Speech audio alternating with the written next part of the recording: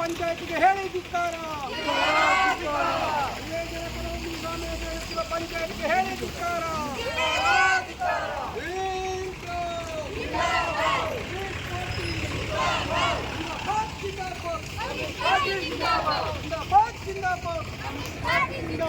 ಬಡವರಿಗೆ ಮೂಲಭೂತ ಸೌಕರ್ಯ ಕೊಡುವ ಪರವಾಗಿರುವ ಪಂಚಾಯತ್ಗೆ ಹೇಳಿ ಧಿಕ್ಕಾರ.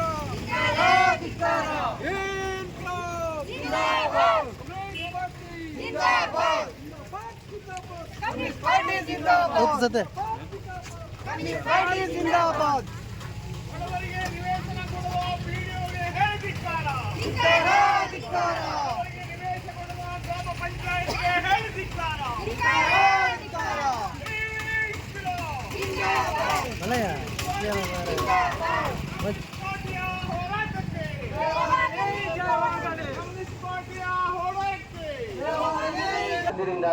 ಭಾರತ ಕಮ್ಯುನಿಸ್ಟ್ ಪಾರ್ಟಿಯ ಮುಖಂಡರಾದಂತ ಜಿಲ್ಲಾ ಅತ್ಯಂತ ಕಾರ್ಯದರ್ಶಿ ಆದಂತ ಜಿ ರಘು ಕಮೆಂಟ್ ಇವರಿಗೆ ಕೂಡ ಸ್ವಾಗತವನ್ನು ಬಯಸುತ್ತಿದ್ದೇವೆ.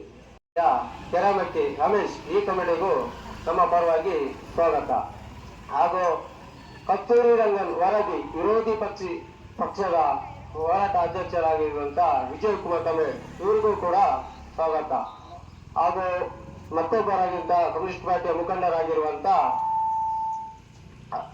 ಕಳಸಪ್ಪ ಜಿಲ್ಲಾ ಮಂಡಳಿ ಸದಸ್ಯರಾದ ಇವರಿಗೂ ಕೂಡ ನಮ್ಮ ಪರವಾಗಿ ಸ್ವಾಗತ. ಹಾಗೂ ಮತ್ತೊಬ್ಬರು ಕಮ್ಯುನಿಸ್ಟ್ ಪಾರ್ಟಿಯ ಮುಖಂಡರಾಗಿರುವಂತ ಜಾರ್ಜ್ ಅಸ್ಟಿನ್ ಜಿಲ್ಲಾ ಸದಸ್ಯರು ಇವರಿಗೂ ಕೂಡ ಸ್ವಾಗತ.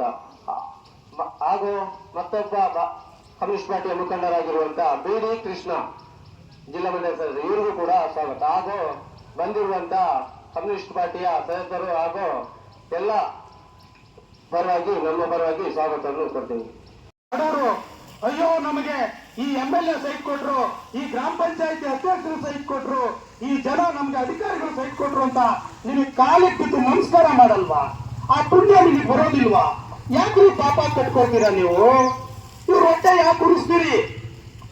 ಇವತ್ತು ಸೆಕ್ಷನ್ 4 ಅಂತ ಹೇಳ್ತೀರಿ, ಕಡಬಂತಿಯಲ್ಲಿ 2-3 ನಂಬರ್ನ ಸೆಕ್ಷನ್ 4 ಮಾಡಿದ್ದೀರಿ.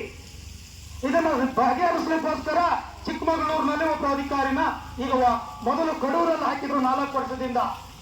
ಅವ್ರು ಬಹಳ ಪಾಪ ರಾಮಕೃಷ್ಣ ಅಂತ ಬಹಳ ಪ್ರವೀಣರು, ಕೂತು ಜಾಗದಲ್ಲೇ ಸಂಬಳ ತಗೊಂಡು ಏನೂ ಮಾಡಲಿಲ್ಲ.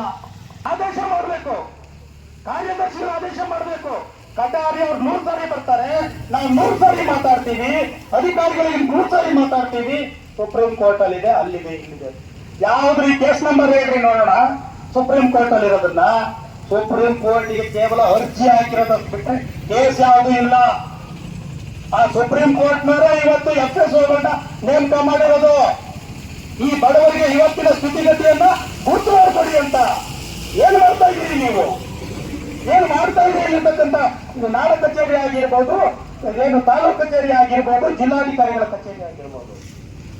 ನಮ್ಮ ಒತ್ತಡ ಇಷ್ಟೇನೆ. ನೀವು ಡಿಮ್ಡ್ ಫಾರೆಸ್ಟ್ ಅಂತೀರೋ, ಸೆಕ್ಷನ್ 4(1) ಅಂತೀರೋ, ರೆವಿನ್ಯೂ ಅಂತೀರೋ, ಮಣ್ಣು ಮಸಿ ಅಂತೀರೋ ನಮಗ್ ಗೊತ್ತಿಲ್ಲ. ನಮಗ್ ಬೇಕಾಗಿರ್ತಕ್ಕಂಥದ್ದು 20-40 ಸೈಟು. ಹೌದಲ್ಲಪ್ಪ? 20-40 ಸೈಟ್ ಬೇಕು. ಮೊದಲನೇದಾಗಿ ಅದು ಕೊಡಬೇಕು. ಎರಡನೇದಾಗಿ ಯಾರೆಲ್ಲ ಜೀವನಕ್ಕಾಗಿ 2 ಎಕರೆ 3 ಎಕರೆ 4 ಎಕರೆ 5 ಎಕರೆ ಜಮೀನು ಮಾಡಿಕೊಂಡು ಹಕ್ಕು ಪತ್ರ ಕಾಯ್ತಾ ಇದ್ದಾರೋ ಅವರಿಗೆ ನೀವು ಹಕ್ಕು ಪತ್ರವನ್ನು ಕೊಡಬೇಕು. ಒಂದು ಕಡೆಯಲ್ಲಿ ಹಕ್ಕು ಪತ್ರವನ್ನು ಕೊಡ್ತೀವಿ ಅಂತೀರಾ, ದಿನಕ್ಕೊಂದ್ಸ ಒಂದು ರೀತಿಯಲ್ಲಿ ಹುಚ್ಚಾಗಿ ಕಂದಾಯ ಮಂತ್ರಿ ನಿನ್ನೆ ಪೇಪರ್ ಅಲ್ಲಿ ಹೇಳಿದ್ದಾರೆ, ಎಲ್ಲ ಒತ್ತುವರಿಗಳನ್ನ ಖುಲ್ಲಾ ಮಾಡಿಸಿ ತಹಶೀಲ್ದಾರ್ಗಳು ರಿಪೋರ್ಟ್ ಹಾಕ್ಬೇಕು ಅಂತ. ಈ ಕಾಫಿ ಬೆಳೆಗಾರರಿಗೆ ನಾನು ಕೇಳ್ತೀನಿ ಇವತ್ತು, ಅಲ್ರಿ ನಿಮಗೆ 25 ಎಕರೆನ ಕೊಡ್ತೀವಿ ಅಂತ ಹೇಳಿದಾರಲ್ಲ, ಘನ ಬಿಜೆಪಿ ಸರ್ಕಾರ, ಘನ ಕಾಂಗ್ರೆಸ್ ಸರ್ಕಾರ ಮುಂದುವರೆಸಿ 25 ಎಕರೆಗೆ ನೀವು ಜಾರಿಗೊಳಿಸಿದ್ದಾರೆ. ಈಗಾಗಲೇ ಅರ್ಜಿ ತಗೊಳ್ತಾ ಇದ್ದಾರೆ. ಒಂದು ಕಡೆಯಲ್ಲಿ ನೀವು ಒತ್ತುವರಿಯನ್ನ ಖುಲ್ಲಾ ಮಾಡಿ, ರೆವಿನ್ಯೂ ಒತ್ತುವರಿಯನ್ನಂತ ಇವರು ಆದೇಶ ಕೊಡ್ತಾ ಇದ್ದಾರೆ, ಅರಣ್ಯ ಒತ್ತುವರಿ ಖುಲ್ಲಾ ಮಾಡಿ ಅಂತ ಅರಣ್ಯ ಮಂತ್ರಿ ಆದೇಶ ಕೊಡ್ತಾ ಇದ್ದಾರೆ. ಏನು ಈ ಜನ ರೈತರು ನಮ್ಗೆ ಆಸ್ತಿ ಸಿಗುತ್ತೆ ಅಂತ ಅರ್ಜಿ ಹಾಕಿದ್ರೆ ಅದ್ರ ಪಟ್ಟಿ ಇಸ್ಕೊಂಡು ಖುಲ್ಲಾ ಮಾಡಿಸ್ಲಿಕ್ಕೆ ನಾವು ಪ್ಲಾನ್ ಮಾಡ್ತಾ ಇದ್ದೀರಲ್ಲ ಈ ಸರ್ಕಾರದವರು. ಒತ್ತುವರಿ ಭೂಮಿ ಸಿಗ್ತದೆ ಅಂತ ಆಸೆಯಲ್ಲಿ ಆತ ಪಾಪ ತಾನು ಬೆಳೆದಿದ್ದ ಭೂಮಿ ಇಷ್ಟು ಎಕರೆ ಇದೆ, ನಾನು ತಿಂಗಳಿಗೆ ಇಷ್ಟು ವರ್ಷಕ್ಕೆ ಇಷ್ಟು ಕಟ್ಟಬೇಕು ಅಂತ ಹೇಳಿದ್ದಾರೆ ಅಂತ ಅರ್ಜಿ ಹಾಕಿದ್ರೆ ಆ ಪಟ್ಟಿ ಇಟ್ಕೊಂಡು ನೀವು ಖುಲ್ಲಾ ಮಾಡ್ಲಿಕ್ಕೆ ಪ್ಲಾನ್ ಮಾಡ್ತಾ ಇದ್ದೀರಾ ಅಂತ ನಮಗಂತೂ ಅನ್ನಿಸ್ತಾ ಇದೆ. ಆ 33 ಕೋಟಿ ಜನಕ್ಕೆ ಎಚ್ಚರಿಕೆ ಆಗ್ಬೇಕಂದ್ರೆ 200 ವರ್ಷ ಆಯ್ತು. 200 ವರ್ಷ ನಮ್ಮ ದೇಶವನ್ನ ಬ್ರಿಟಿಷರು ಆಳ್ಬೇಕಾದ್ರೆ 1800 ಸುಮಾರಿಂದಲೇ ಬಹಳಷ್ಟು ಜನ ಹೋರಾಟ ಮಾಡಿ ಮಾಡಿ ಮಾಡಿ ಪ್ರಾಣ ಕೊಟ್ಟರು. ಕೊನೆಗೆ ನಮಗೆ 200 ವರ್ಷದ ನಂತರ ಸ್ವತಂತ್ರ ಬಂತು. ಆಗ ಹೋರಾಟ ಮಾಡಿದವರು ಕೇವಲ 1 ಕೋಟಿ ಜನ ಇರ್ಬೋದಷ್ಟೇ. ಸತ್ತವರು 50 ಲಕ್ಷ ಜನ ಇರ್ಬೋದು, ಹೋರಾಟ ಮಾಡಿದವರು 1 ಕೋಟಿ ಜನ ಇರ್ಬೋದು 33 ಕೋಟಿ ಜನಸಂಖ್ಯೆಯಲ್ಲಿ. ಇವತ್ತು 150 ಕೋಟಿ ಜನಸಂಖ್ಯೆ ಇದೆ ಈ 75 ವರ್ಷದಲ್ಲಿ. ನೀವು ಯೋಚನೆ ಮಾಡಬೇಡಿ, ನೀವು ಯಾರು ಹೋರಾಟ ಮಾಡ್ತಾ ಇದ್ದೀರೋ ನಾಳೆ ನಿಮ್ಮಿಂದ ಲಾಭ ಪಡೆದವರು ನಿಮ್ಮ ಋಣದಲ್ಲಿ ಇರ್ತಾರೆ ಅಂತ ತಿಳ್ಕೊಂಡು ನೀವು ಹೋರಾಟವನ್ನು ಮಾಡಿ. ಅವರು ಬರಲಿಲ್ಲ ಅದಕ್ಕೋಸ್ಕರ ಅವನಿಗೋಸ್ಕರ ನಾನ್ಯಾಕೆ ಹೋರಾಟ ಮಾಡೋದು ಅಂತ ಅವತ್ತೇನಾದ್ರೂ ಸ್ವತಂತ್ರ ಸೇನಾನಿಗಳು ಯೋಚನೆ ಮಾಡಿದ್ರೆ ಇವತ್ತು ನಮಗೆ ಯಾರಿಗೂ ಸ್ವತಂತ್ರ ಸಿಗ್ತಾರೆ. ನಮ್ಮ ಕೈ ಸಿಕ್ಕೋದು ನೀವಿಲ್ಲ, ನಾವು ನಿಮ್ಮನ್ನ ಕೇಳ್ತೀವಿ. ನಾವು ಇವಾಗಿಂದ ತಹಸೀಲ್ದಾರಿಗೆ ಹೋಗಿದೆ. ಈ ಎಲ್ಲ ಫಾರೆಸ್ಟ್ ಪ್ರಾಬ್ಲಮ್ ಇತ್ತು, ಅದು ಏನಾಯಿತು ನೋಡ್ತಿಲ್ಲ. ನಾವು ಮಾಡ್ತೀವಿ ಫಾಲೋಅಪ್ ಮಾಡಿ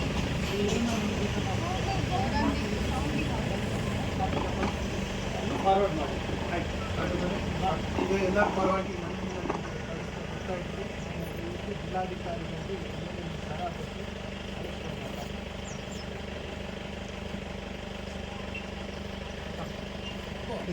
ಎಲ್ಲ ಜಿಲ್ಲೆಯ ಮತ್ತು ಈ ತಾಲೂಕಿನ ಈ ಶಾಖೆಯ ಎಲ್ಲ ಮುಖಂಡರಿಗೆ ಪಕ್ಷದ ಪರವಾಗಿ ಧನ್ಯವಾದಗಳನ್ನ ಅರ್ಪಣೆ ಮಾಡ್ತೇವೆ.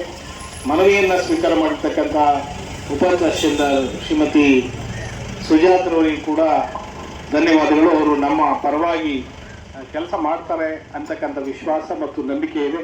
ಪೊಲೀಸ್ ಇಲಾಖೆಯವರು ಕೂಡ ನಮಗೆ ಎಲ್ಲ ಸಂದರ್ಭದಲ್ಲೂ ಎಲ್ಲ ಚಳುವಳಿಯ ಸಂದರ್ಭದಲ್ಲೂ ಕೂಡ ನಮ್ಮ ಜೊತೆಗೆ ಪಾಲ್ಗೊಂಡು ಸಹಕಾರ ಮಾಡ್ತಾರೆ. ಅವರಿಗೆ ಕೂಡ ನಮ್ಮ ಪಕ್ಷದ ಪರವಾಗಿ ಧನ್ಯವಾದಗಳನ್ನ ಅರ್ಪಣೆ ಮಾಡ್ತಾ ಊರಿನವರಿಗೆ ಕೂಡ ಧನ್ಯವಾದಗಳನ್ನ ಹೇಳಿ ನಮ್ಮ ಮಾತು ಮುಗಿಸ್ತೇವೆ. ಇವತ್ತೇ ಕಳಿಸೋ ವ್ಯವಸ್ಥೆ ಮಾಡ್ತೀವಿ. ಇವತ್ತೇ ಸಂಜೆ ಹೋಗಿ ತಹಶೀಲ್ದಾರ್ ಅವರಿಗೆ ಕೊಡ್ತೀವಿ. ಮತ್ತೆ ನಿಮ್ಮ ಮನವಿಯಲ್ಲಿ ಏನೇನಿದೆ ಆದಷ್ಟು ಬೇಗ ಇದೇನು ಆಗೋಂಥದ್ದು ನಮ್ಮ ಕೈಯಲ್ಲಿ ಆಗೋಂಥದ್ದೆಲ್ಲ ಆದಷ್ಟು ಶೀಘ್ರವಾಗಿ ಮಾಡ್ತೀವಿ. ಉಳಿದಿದ್ದನ್ನು ಜಿಲ್ಲಾಧಿಕಾರಿಗಳಿಗೆ ಮಾಡೋ ವ್ಯವಸ್ಥೆಯನ್ನು ಕೈಗೊಳ್ಳೋದು ಕ್ರಮ ಕೈಗೊಳ್ತೇವೆ. ಮತ್ತು ಇನ್ನೊಂದು ಮನವಿ ನಿಮ್ಮಲ್ಲೆಲ್ಲ, ಆಧಾರ್ ಸೀಡಿಂಗ್ ಯಾರು ಮಾಡ್ತಿಲ್ಲ ಅವರೆಲ್ಲ ದಯವಿಟ್ಟು ಇವತ್ತು ಯಾರು ಇದ್ದೀರಾ ಅವ್ರು ಬಂದರೆ ಇಲ್ಲೇ ಮಾಡ್ತಾರೆ. ಯಾಕೆ ಅಂದರೆ ಮುಂದೆ ಏನು ಬೆಳೆದು ಏನು ಯಾವ ಡಿಪಾರ್ಟ್ಮೆಂಟಿಂದ ನಿಮಗೆ ಬರುತ್ತಾ ಫೆಸಿಲಿಟೀಸು ಯಾವುದೂ ಸಿಗಲ್ಲ ಆಧಾರ್ ಸೀಡಿಂಗ್ ಮಾಡಲಿಲ್ಲ ಅಂದರೆ. ಮಾಡಿಸಿರಾಯ್ತು ಅವತ್ತು ಇವತ್ತು ಅಂತ ಅನ್ಕೊಂಡು ಬೇಡ. ಇವತ್ತು ಹೆಂಗೂ ಬಂದಿದ್ದೀರಾ, ಯಾರ್ದು ಆಗಿಲ್ವೋ ದಯವಿಟ್ಟು ಇವತ್ತು ಮಾಡಿಸೋಗಿ ಅಂತ ನಿಮ್ಮಲ್ಲಿ ಮನವಿ ಮಾಡ್ಕೊತೀವಿ. ಮತ್ತು ಏನಾದರೂ ಇದ್ದರೆ ಬಂದು ನಮ್ಮಲ್ಲೇನು ಆ ಥರ ಯಾವುದೋ ಪೆಂಡಿಂಗ್ ಇಟ್ಕೊಳ್ಳೋದು ಏನು ಮಾಡ್ತಾ ಇಲ್ಲ. ಏನಾದರೂ ಇದ್ದರೆ ನನಗೆ ಮನವಿ ಸಲ್ಲಿಸಿದ್ರು ನಾನು ಕ್ರಮ ತಗೋತೀನಿ. ಎಲ್ಲರಿಗೂ ಧನ್ಯವಾದಗಳು. ಅದು ನೋಡ್ತೀವಿ.